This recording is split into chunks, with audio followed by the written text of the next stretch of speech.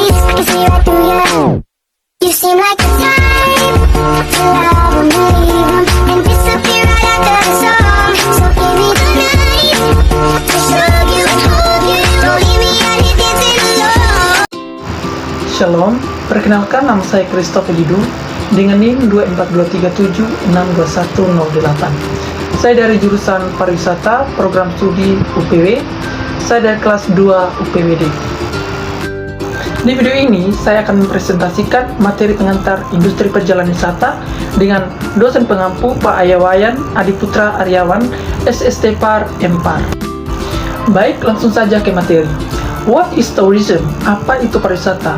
UNWTO tahun 1993, tourism encompasses the activities of person traveling and staying in place outside their usual employment for not more than one consecutive year for leisure, business, and other purpose. Menurut Undang-Undang Republik Indonesia Nomor 9 Tahun 1990 tentang Kepariwisataan menyatakan bahwa pariwisata adalah kegiatan yang bertujuan menyelenggarakan jasa pariwisata, menyediakan atau mengusahakan objek dan daya tarik wisata, usaha sarana pariwisata, dan usaha lain yang terkait di bidang tersebut. Di materi berikut yaitu Biro Perjalanan Wisata. Nah, dalam Biro Perjalanan Wisata terdapat kepariwisataan. Nah, dalam kepariwisataan terdapat 3 poin penting, yaitu usaha jasa pariwisata, yang kedua pengusahaan objek dan daya tarik wisata, dan yang ketiga usaha sarana pariwisata. Dalam poin pertama, yaitu usaha jasa pariwisata, terdapat 7 poin, yaitu yang pertama jasa Biro Perjalanan Wisata, yang kedua jasa agen perjalanan wisata, yang ketiga jasa pramu wisata, yang keempat jasa konvensi perjalanan insentif dan pameran, yang kelima jasa impresariat, yang keenam jasa konsultan pariwisata, yang ketujuh jasa informasi pariwisata. Poin yang kedua yaitu pengusahaan objek dan daya tarik wisata. Nah, dalam poin itu terdapat 3 poin, yaitu yang pertama pengusahaan objek dan daya tarik wisata alam, yang kedua pengusahaan objek dan daya tarik wisata budaya, dan yang ketiga pengusahaan objek dan daya tarik wisata minat khusus.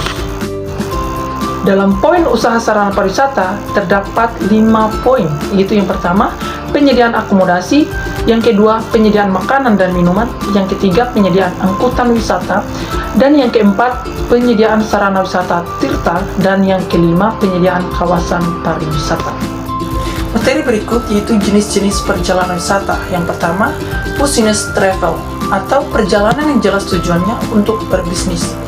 Dan yang kedua, leisure travel atau perjalanan yang seolah-olah tidak jelas tujuannya untuk bersenang-senang, tapi sebenarnya juga untuk menambah wawasan tentang hal-hal yang ingin diketahui, seperti lingkungan, alam, flora, fauna, budaya, sejarah, adat istiadat, dan lain-lain. Yang ketiga, individual travel atau perjalanan yang dilakukan untuk kepentingan pribadi seperti berobat, mengunjungi teman, dan lain-lain. Materi berikut yaitu the function of BPW. Pertama, fungsi umum. Biro Perjalanan Wisata merupakan sebuah perusahaan jasa pariwisata yang mempunyai tujuan untuk mempersiapkan atau menguruskan perjalanan seseorang dengan segala kebutuhan dari perjalanan itu. Oleh karenanya, BPW berfungsi untuk dapat memberikan penerangan atau informasi tentang segala sesuatu yang berhubungan dengan masalah perjalanan pada umumnya dan perjalanan wisata pada khususnya. Nah, yang kedua, fungsi khusus. Pertama, travel bureau sebagai intermediari atau perantara. Travel bureau berfungsi sebagai perantara antara wisatawan dengan perusahaan industri pariwisata atau sebagai superior untuk kepentingan wisatawan. Ia bertugas melengkapi segala informasi tentang berbagai hal menyangkut perjalanan wisatawan, terutama daerah tujuan wisata yang akan dikunjungi, atau memberikan nasihat atau petunjuk tentang acara perjalanan atau itinerary yang baik, termasuk pemilihan hotel, transportasi, bar dan restoran, pertunjukan, dan lain-lain. Yang kedua, travel bureau sebagai organisator. Yang pertama, travel bureau harus bisa menciptakan kerjasama yang baik antara wisatawan dengan perusahaan industri pariwisata sebagai supplier atau perusahaan angkutan, perhotelan, transportasi, restoran, objek wisata, dan lain-lain.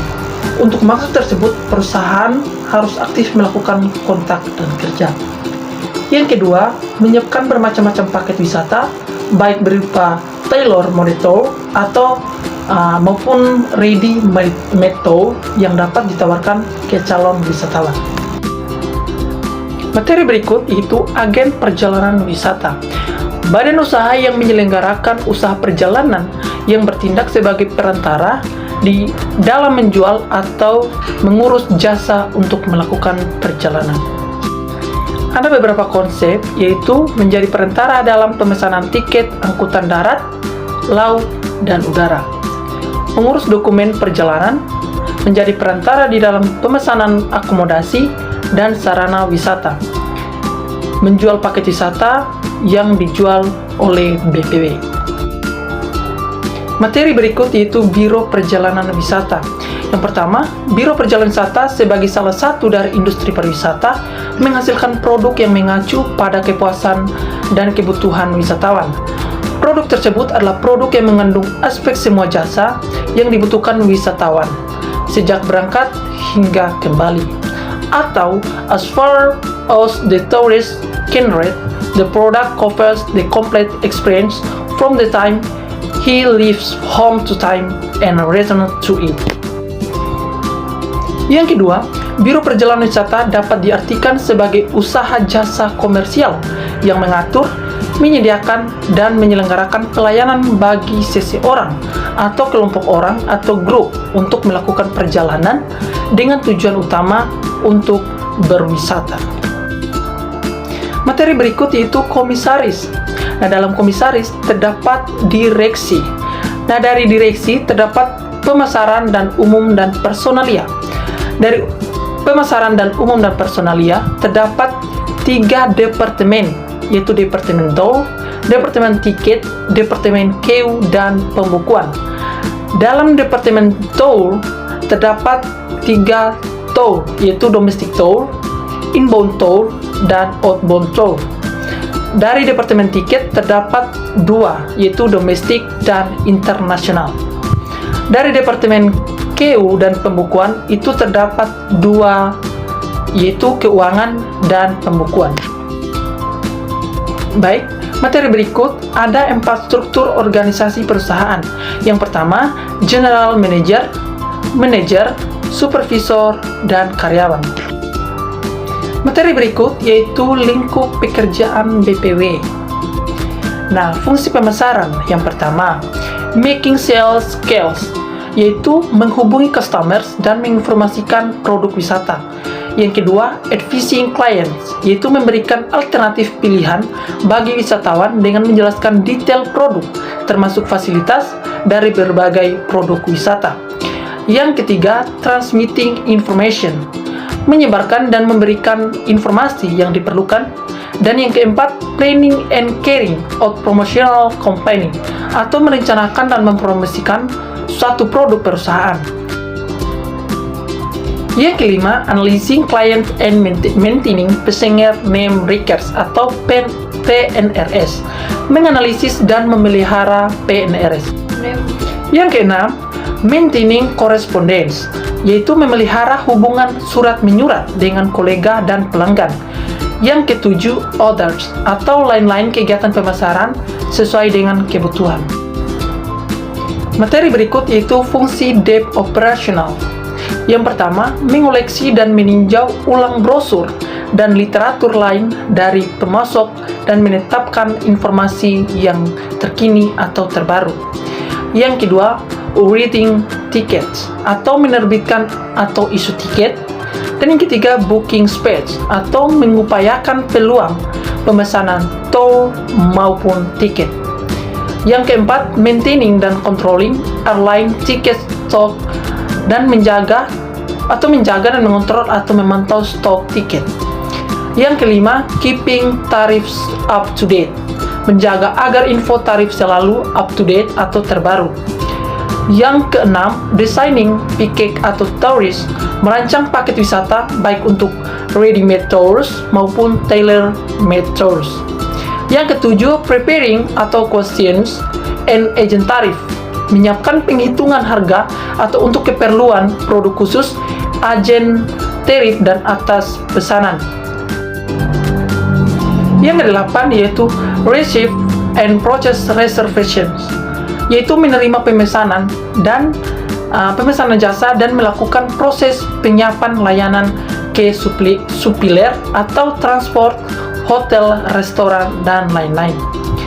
Yang ke-9, inleasing, booking, and execution, yaitu menyelesaikan proses akhir pemesanan jasa dan pelaksanaan layanan jasa.